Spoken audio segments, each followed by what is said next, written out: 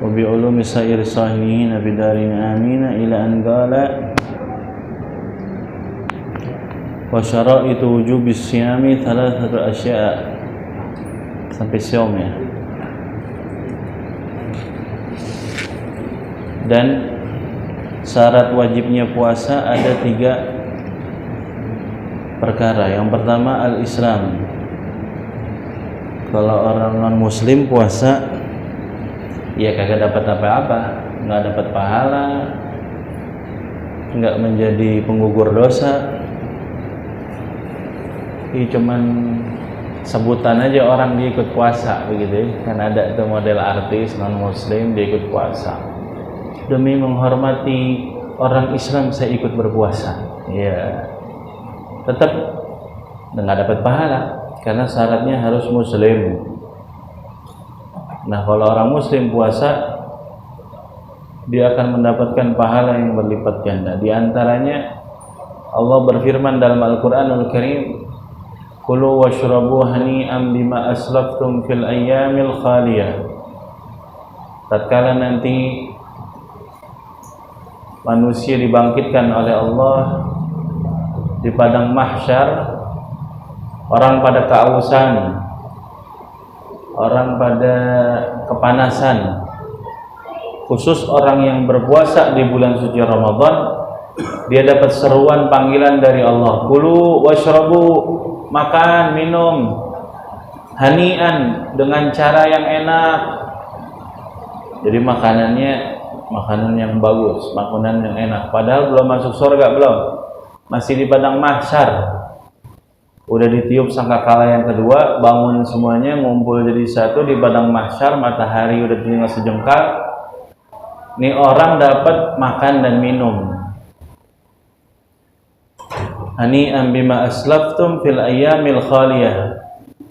Ini ganjaran dari apa yang pernah dikerjakan fil ayyamil khaliyah, pada waktu-waktu masih di dunia. Oh, jadi orang muslim yang puasa di bulan suci Ramadan, dia akan mendapatkan makanan minuman sebelum orang-orang mendapatkan makan dan minuman. Jadi beruntung. Dan kita yakin bahwasanya nanti ada yang namanya alam kubur, padang mahsyar, hari kebangkitan itu ada. Jangan dikira nggak ada. Lebih pasti dan pasti akan dapatin setiap orang muslim. Nggak ada yang nama gue keselip kali jadi gue nggak ikut ngumpul gitu, nggak bisa. Ngikut semuanya. Laisa bainahu wa bainahu turjuman. Nggak ada antara dia dengan Allah itu turjuman, orang yang bisa apa kalau orang kita namanya ordal gitu ya. Nggak ada, udah langsung berdiri di depan Allah Subhanahu wa ta'ala, maju atu-atu. Masya Allah. Mudah-mudahan Allah berikan kita keselamatan di hari tersebut. Kulu washrabu hani'an bima aslaftum fil ayyamil khaliyah. Dulu umat terdahulu juga ada puasa, cuman puasanya berbeda dengan umatnya Nabi Muhammad SAW. Nah, dikemaslah puasa Ramadan menjadi dari mulai beduk subuh sampai beduk maghrib. Kalau dulu dari mulai tidurnya malam tersebut mulainya puasa. Jadi tidur malam itu menentukan dia mulainya puasa. Ada orang tidurnya jam 12 malam, saat itu para sahabat. Ya malam tanggal 12 itu ya, jam 12 malam itulah mulainya al-imsak, yaitu menahan.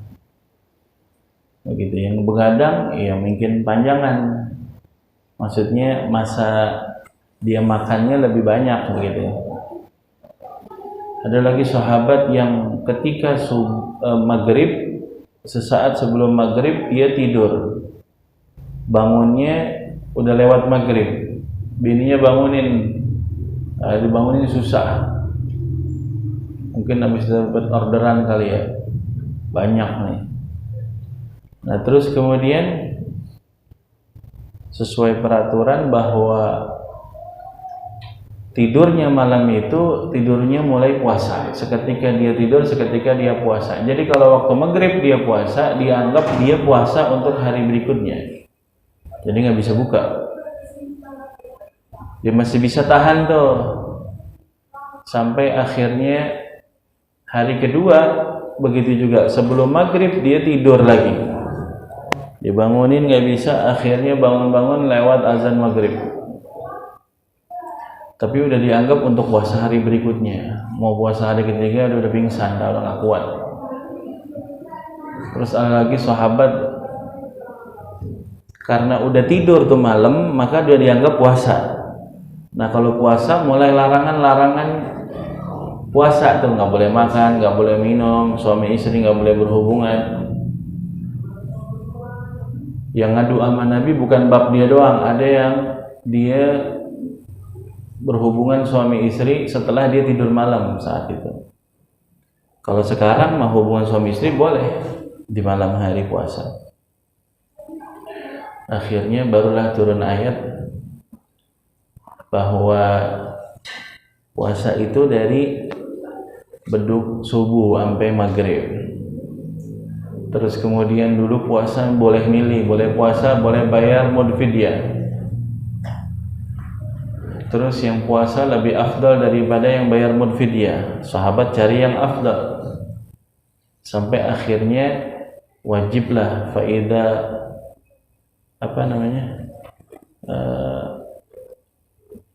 faman syahida minkum syahra falyasum, kata Allah.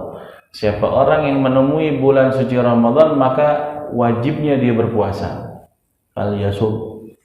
Falyasumhu, maka dia wajib berpuasa. Maka masuknya Ramadan enggak boleh bayar mudfidyah, melainkan wajib puasa. Kecuali ada beberapa. Di antaranya adalah orang yang sudah tua, tidak sanggup lagi puasa, maka boleh bayar mudfidyah. Di antaranya lagi siapa? Orang yang sakitnya parah, kata dokter udah nggak bisa lagi dan ini sembuh. Nah, maka dia boleh ninggalin puasa dengan langsung membayar mudfidyah. Tapi kalau sakit yang kemungkinan bisa sembuh, saat itu dia nggak bisa puasa, maka saat itu dia belum wajib bayar mudfidyah. Dia masih ditunggu masanya untuk mengqadha puasanya. Kecuali udah sampai ketemu Ramadan tahun berikutnya dia belum bayar juga tuh. Padahal dia udah sembuh. Begitu juga wanita yang haid dan wanita haid yang nifas yang nggak bisa puasa di bulan Ramadan, kan wajibnya dia qadha tuh. Syawal, Zulqa'dah, Zulhijjah, Muharram, Rabiul Awal, Rabiul Tsani, Jumadil Awal, Jumadil Tsani. Dia kagak bayar, dia nggak qadha puasanya tuh perempuan. Begitu juga yang batal puasanya karena sengaja atau tidak sengaja juga wajib qadha. Sampai akhirnya ketemu Ramadan tahun berikutnya dia belum qadha juga, maka dia wajib bayar mudfidyah dan juga wajib qadha. Qadhanya tetap berlaku. Terus kemudian yang wajib qadha juga adalah wanita yang hamil, khawatir kalau dia batal puasanya, khawatir kalau diterusin puasanya kesehatan janinnya yang di dalam perut itu terganggu. Bukan hanya takut dirinya tapi juga janin yang ada di dalamnya. Ada dua jiwa yang dia takutin, dirinya dan janin yang dalamnya. Begitu juga wanita yang menyusui, dia batalin puasanya lantaran khawatir kesehatan bayi yang dia susui sama dirinya terganggu, maka dia boleh batal tatkala bulan suci Ramadan. Tapi selain qadha dia wajib bayar mudfidyah. Bayar mudfidyah ini bisa langsung sekaligus, masuknya bulan Ramadan langsung 30 mud gitu ya. Bisa dicicil sehari begitu. Ala kulli hal itu ketentuan dari Allah Subhanahu wa taala. Begitu juga orang yang meninggal kemudian ahli warisnya tahu kalau almarhum ini pernah meninggalkan utang puasa, maka wajib mengeluarkan satu harinya satu mud fidyah. Nah, gitu. Dan ini merupakan perkara yang wajib didahulukan sebelum perkara bagian waris. Jadi warisan belum dibagiin kalau utang sholatnya, utang puasanya, utang zakatnya, begitu ya, wasiatnya sama orang pernah ngucap bagaimana, itu tunaikan dulu semuanya, udah selesai baru waris bagi, gitu ya. Wal bulugh, orang yang udah balik dia wajib puasa. Adapun anak kecil nggak wajib dia puasa. Kalau dia puasa pahalanya bakal orang tuanya. Nah, anak kecil itu mulai dilatih dari sebelum umur 7 tahun.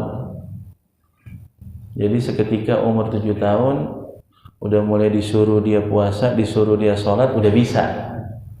Orang nyuruh kalau yang disuruh udah bisa. Berarti belajarnya bukan dari umur 7 tahun sebelumnya. Nah gitu. Bisa karena terbiasa. Wal aqlu, berakal.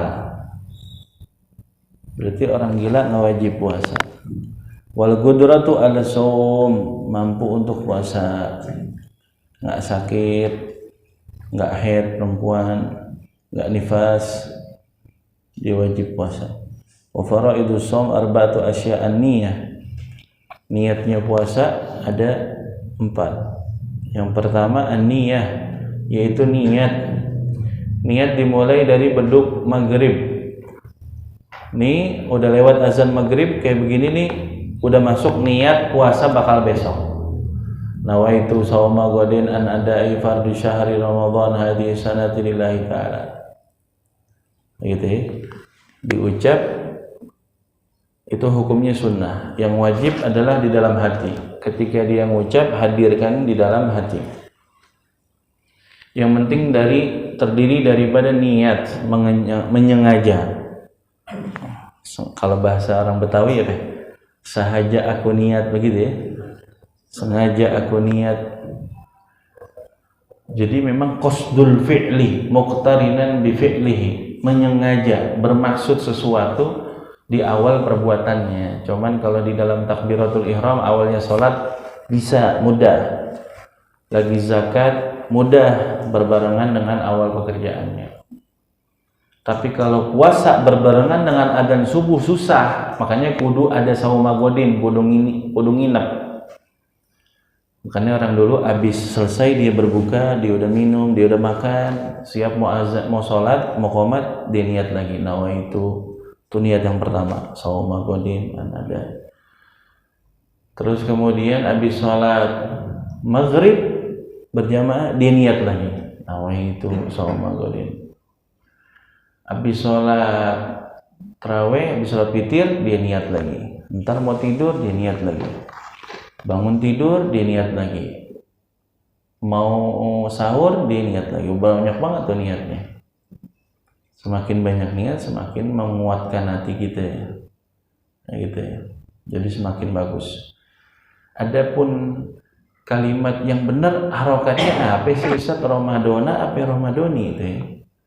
Itu udah khilaf panjang lebar, ulama menyimpulkan bahwasanya secara urutan nahwu memang disebutin di kitab Minhaj atau Talibin karya Imam Nawawi, terus di syarah-syarahnya Imam Hajar,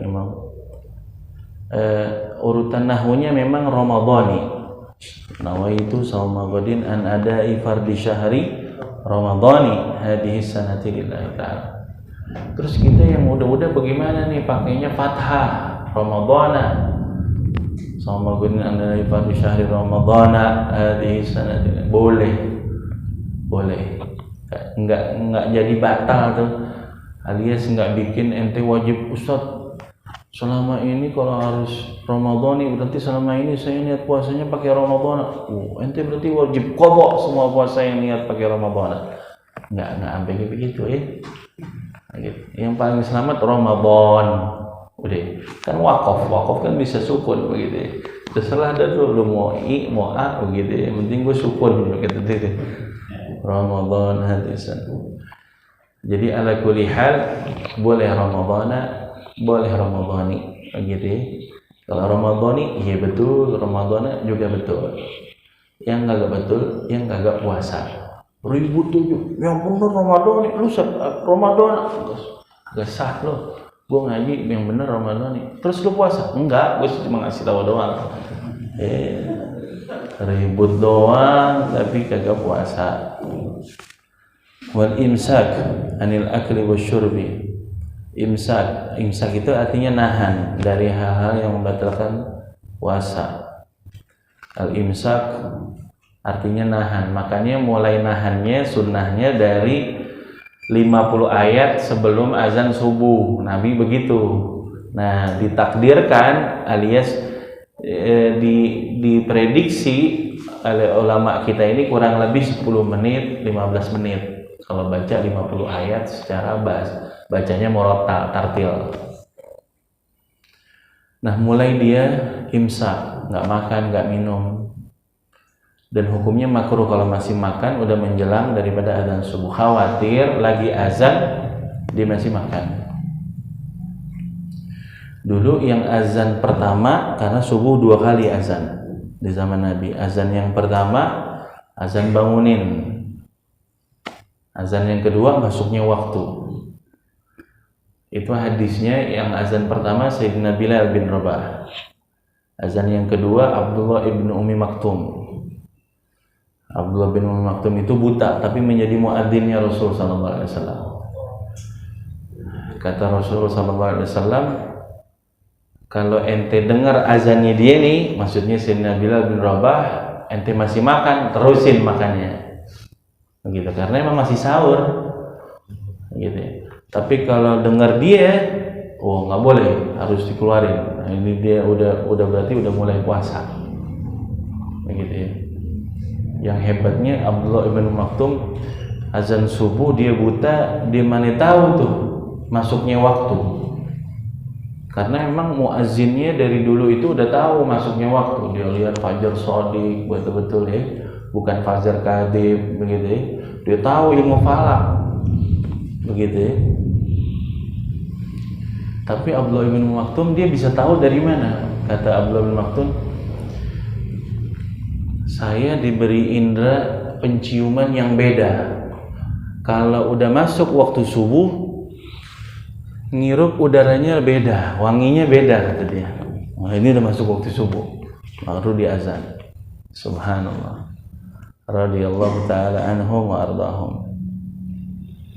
Abi Umar tuh punya kebiasaan kalau habis ada yang azan, setelah baca doa azan, baca Rabbighfirli wa liwalidayya, terus baca salawatnya yang terakhir, habis itu ditutup dengan Fatihah buat Sayyidina Bilal bin Rabah. Al-Fatihah ila ruh Sayyidina Bilal bin Rabah wa jami' muadzinin Rasulillah, dan semua para muadzinnya Rasulullah, Sayyidina Abdullah bin Ummi Maktum dan sahabat yang lain. Wa jami'il muadzinin, baru yang ketiga, wa jami'il muadzinin ila yaumil qiyamah. Oh, bayangin dari zaman sahabat sampai hari ini, sampai yaumul qiyamah, oh berapa banyak tuh muadzin ini. Di mana tempat pasti ada muadzin, ya enggak? Wa ila hadratin nabi, baru ditutupnya begitu. Jadi otomatis yang azan dia dapat Fatihah dari orang juga begitu ya. Dia didoain juga sama orang. Gitu. Oh, kalau misalnya semuanya pada ngamalin kayak begini, oh cakep tuh. Sama kayak doa ngelihat Ka'bah, Allahumma zid hadzal bait, ya Allah tambahin ini kemuliaan rumahmu ini, ta'ziman wa takriman wa mahabatan, kemuliaan, kewibawaan, dan tambahkanlah orang yang berdoa untuk minta agar ini rumahmu ini ditambahkan kebaikan juga. Tambahin siapa nih orang ini, ditambahin apa? Kemuliaan juga, kewibawaan juga.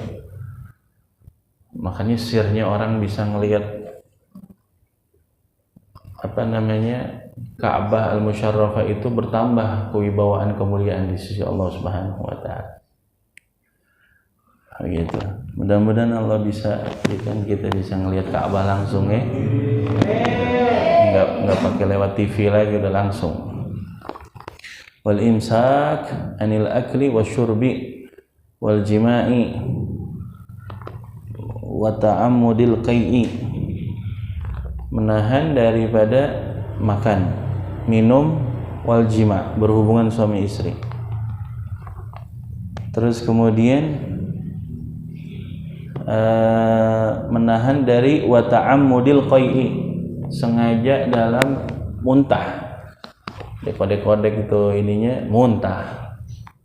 Gitu ya.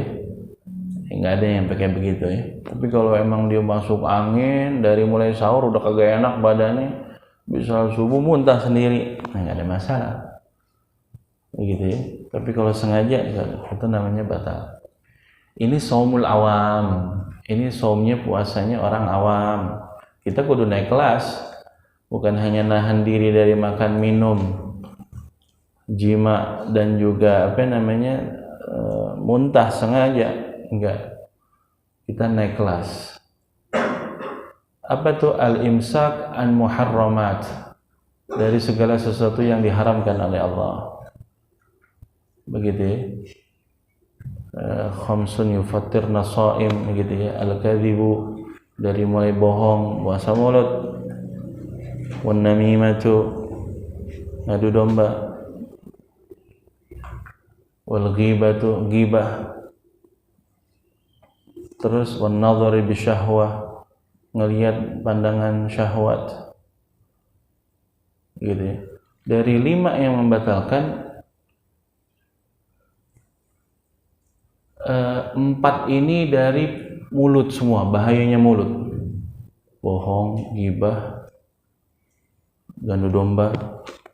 Ngadu domba sekarang nggak pakai mulut, bisa pakai jari, iya nggak? Share aja udah baik, begitu ya. Padahal berita belum tentu benar, di share aja udah kelihatannya keren gitu awal yang ngasih tahu begitu. Tapi belum ada tabayyun, belum ada yang jelas, tapi akhirnya buat jadi fitnah agar biar rame aja tuh grup begitu ya.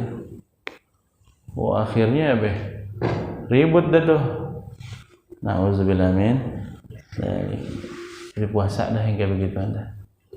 Mulai dari sekarang. Jangan pas puasa baru mulai kayak begini, enggak, kebalik dari sekarang. Persiapannya dari mulai sekarang, nyiapin puasa mata, puasa telinga, puasa mulut, puasa perut. Maksudnya dari segala sesuatu yang menyebabkan Allah marah, korupsi, begitu ya, syubhat, begitu ya, apalagi nyolong, begitu ya. Mulai sekarang nahan. Biar yang masuk ini yang cakep-cakep aja. Kita masih bisa tahan panasnya, laparnya dunia. Tapi kalau udah lapar di sono, lebih dahsyat. Panasnya di sono lebih dahsyat. Kita masih kuat tahannya di bawah terik matahari, di tengah siang hari. Tapi di sono udah nggak ada orang dalam lagi. Udah nggak ada yang bisa nyelamatin ente lagi kecuali amal. Masya Allah. Gitu ya. Makanya orang saleh dulu ada yang berjuangnya bukan di sunnah.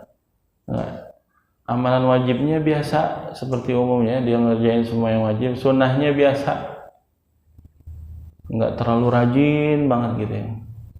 Tapi al-imsak anil haram, dia jadikan patokan sekali. Menahan diri dari perbuatan yang haram, dia langsung nomor 1 itu.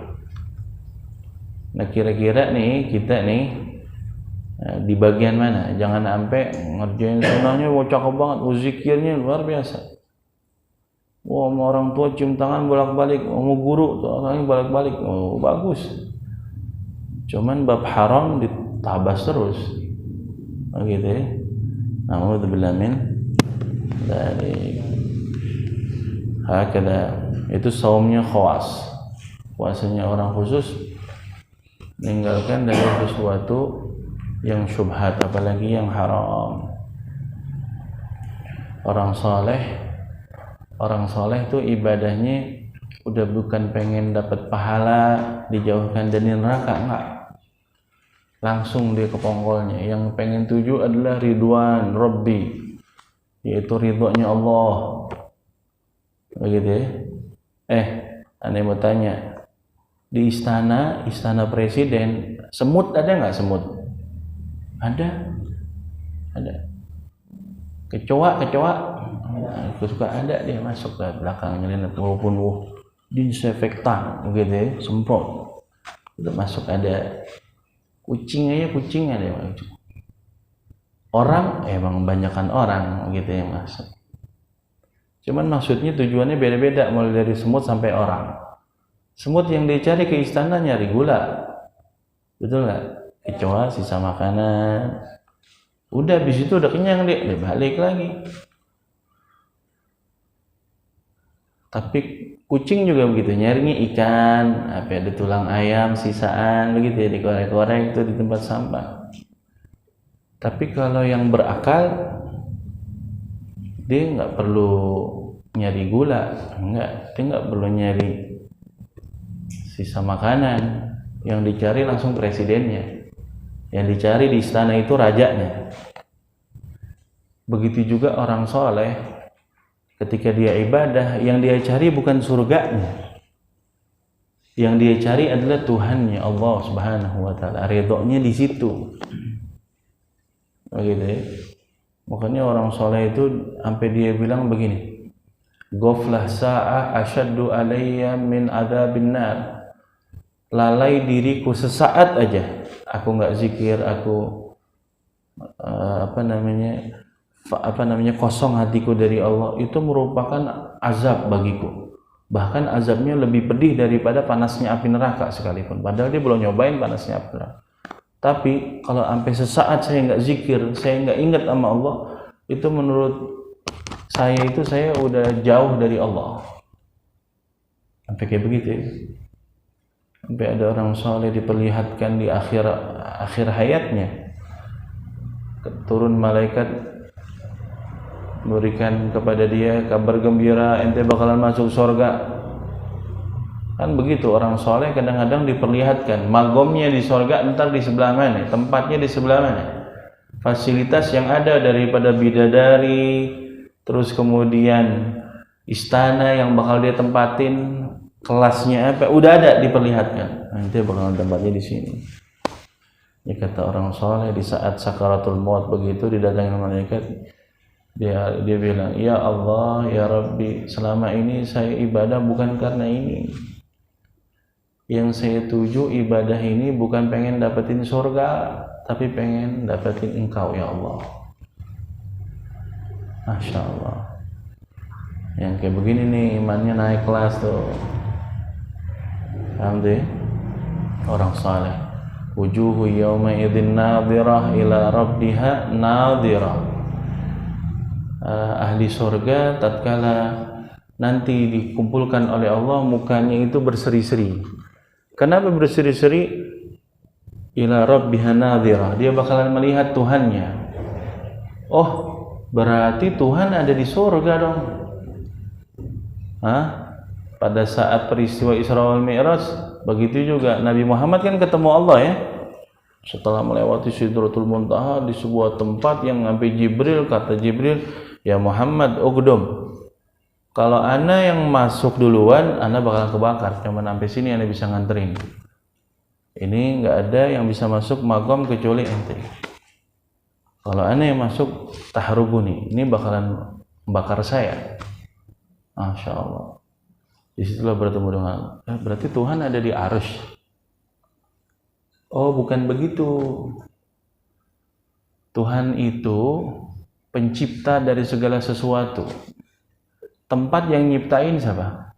Allah. Waktu yang nyiptain juga Allah. Mustahil Allah, dia yang nyiptain, dia juga yang butuh akan waktu dan tempat. Mustahil. Karena Allah ghaniyun an kulli syai'. Allah itu nggak butuh sama apa-apa. Terus tentang sifat yang tadi disebutin, ahli surga, dia mukanya berseri-seri bertemu dengan Allah, memandang Allah Subhanahu wa Ta'ala, itu dengan cara dan bagaimana wallahu alam. Otak kita terlalu kecil untuk membahas itu. Tapi wajib kita imani bahwa kita akan bertemu dengan Allah jika kita penghuni surga. Nabi Muhammad pada peristiwa Isra wal Mi'raj juga bertemu dengan Allah.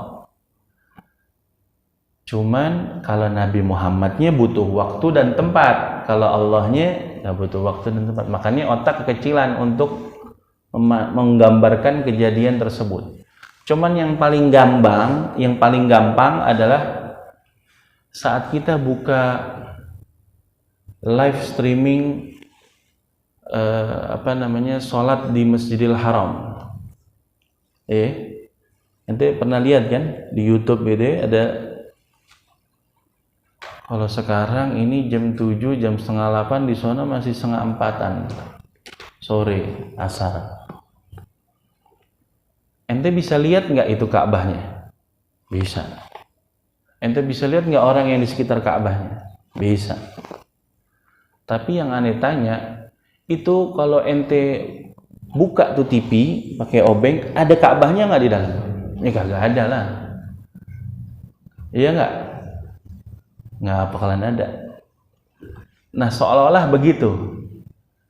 Itu Ka'bah yang jauh didekatkan kepada kita sehingga kita bisa lihat dengan magom yang kita yang sekarang.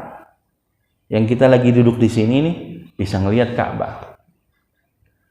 Kalau kita yang langsung ke Mekah, langsung ke sana, kejauhan, susah. Harus ada inilah tiket segala macam, visa segala macamnya enggak? Butuh usaha yang luar biasa.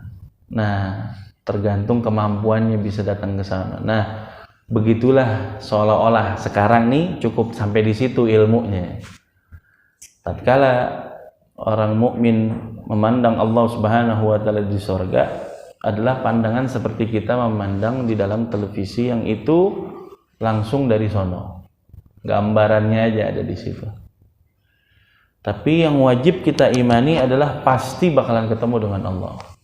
Nah, itu orang soleh yang dituju adalah Allah.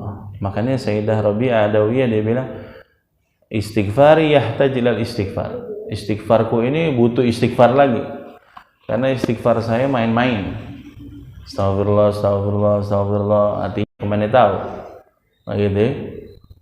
Jangankan nginget dosa, lagi istighfar masih sempat ingat yang lain. Yang kayak gitu masih butuh diistighfarin lagi.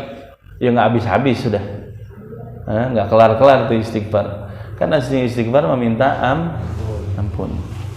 Tapi hakikat orang yang meminta ampun kalau dengan sungguh-sungguh, wa ma kana Allahu yu'adzibahum wa ma kana Allahu mu'adzibahum wa hum yastaghfirun. Allah nggak bakalan ngasih dia azab selama dia beristighfar. Tuh kalau istighfar kita diterima tuh nggak bakalan diazab, nggak bakalan dibuat sedih.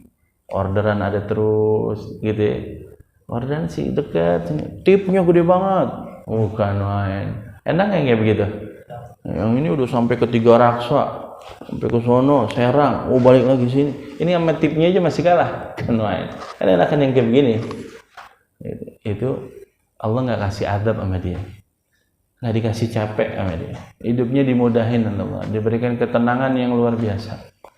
Wa ma kana Allahu mu'adzibahum wa hum yastaghfirun. Mudah-mudahan Allah ampuni dosa kita. Walladzi yuftiru bihi shaimu asyratu asya'a. Yang membatalkan puasa itu 10. Ma wasala amdan ilal jawf. Sesuatu yang sampai jawf. Jawf itu kalau sekarang tuh tenggorokan.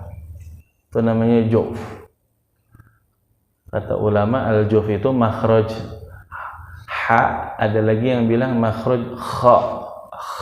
Di mana ya kha? Nah, itu di situlah. Kalau ada sesuatu nyampe ngelewatin makhraj kha sampai ke bawah, berarti secara sengaja puasanya batal.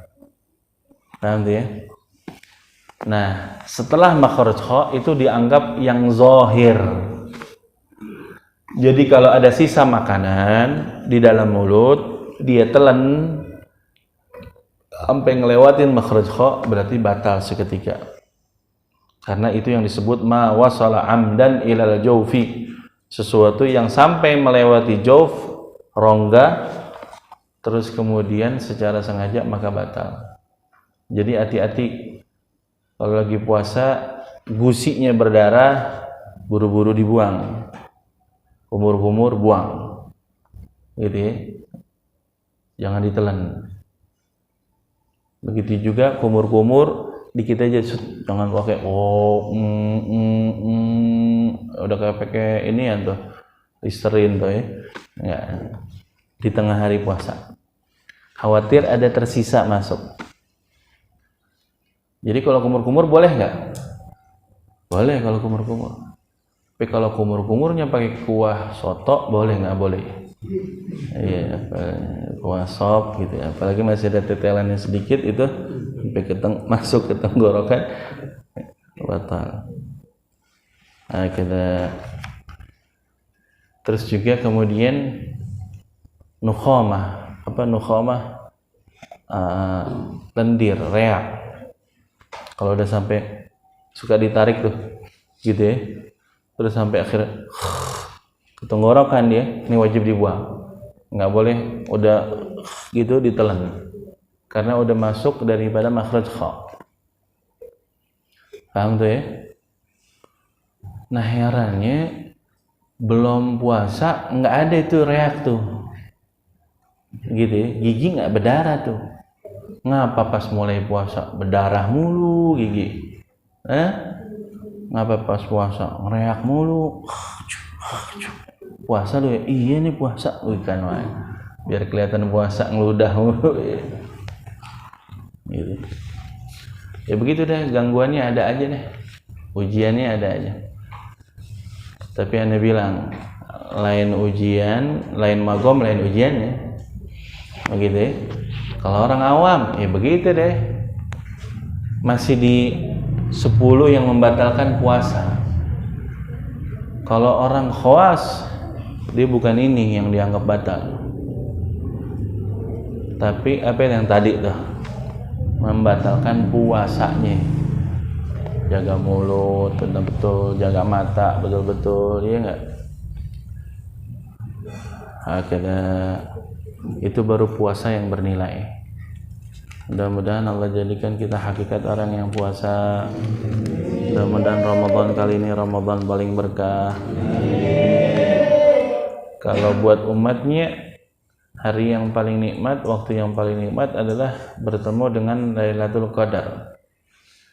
Kalau bagi Nabi Muhammad yang paling nikmat adalah malam Isra wal Mi'raj, yang kita akan peringati 27 Rajab. Itu peristiwa Isra wal Mi'raj adalah malam yang paling indah bagi Nabi Muhammad.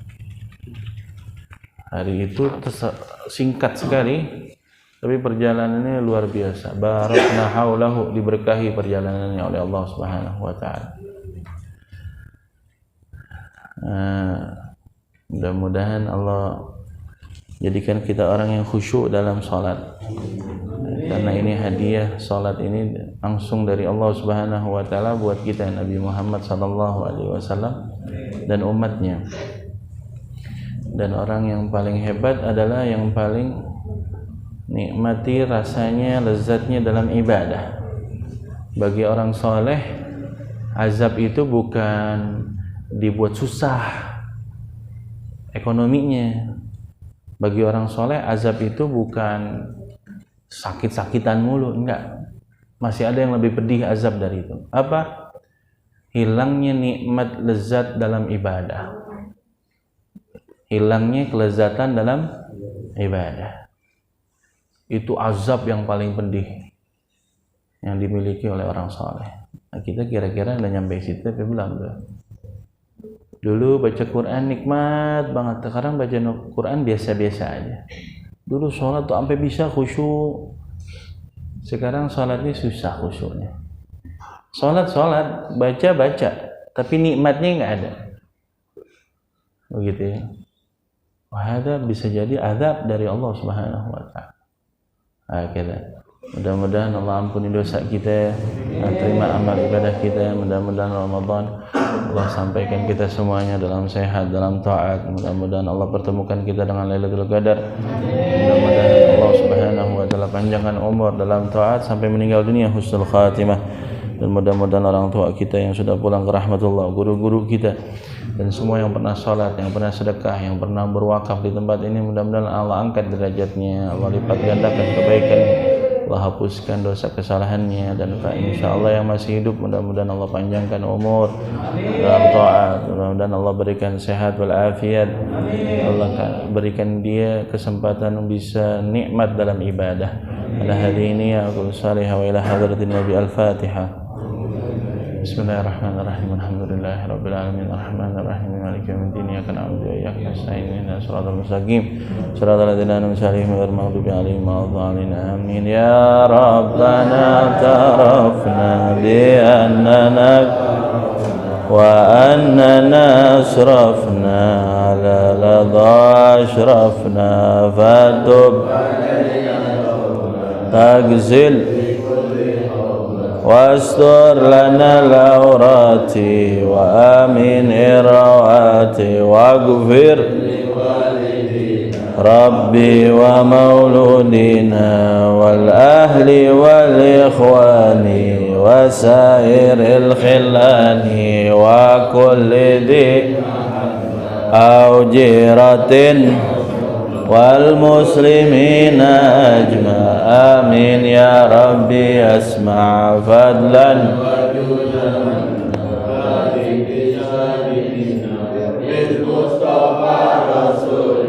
نضى بكل سولي بالمصطفى الرسول